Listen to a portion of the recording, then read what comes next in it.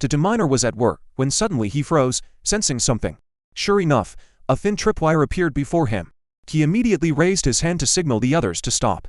There was a makeshift explosive device in the tree and dozens more wires ahead. The commander, spotting the danger, ordered everyone to retreat and decided to send in a mine-clearing vehicle to handle it.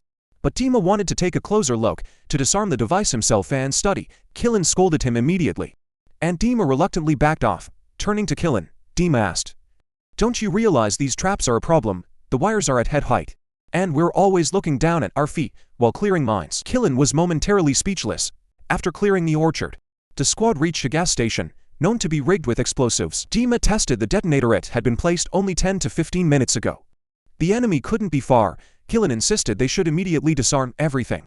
But Dima methodically set charges, connecting detonators and wires, timing the explosion for 5 minutes later.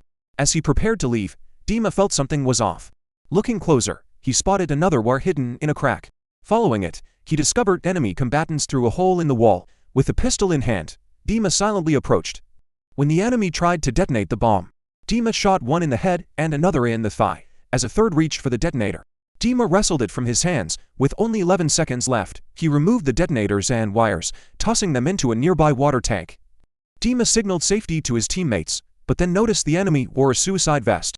For the first time in his career, he had one in his hands and wanted to examine it. Killen was furious. Dima had saved the gas station, but acting independently, especially taking a suicide vest, was extremely risky.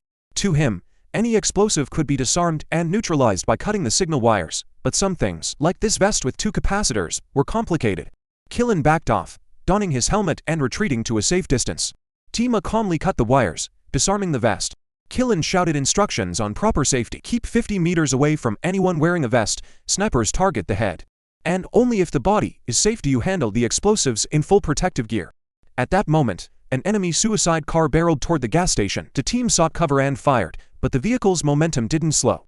Killen fired an RPG at the right moment, flipping the car. Luckily, no one was seriously hurt, just minor scrapes. Back at the supply base, Killen reported Dima to the general for repeatedly ignoring safety protocols and disobeying orders. The general acknowledged Dima's experience and temperament and urged Killen to be patient.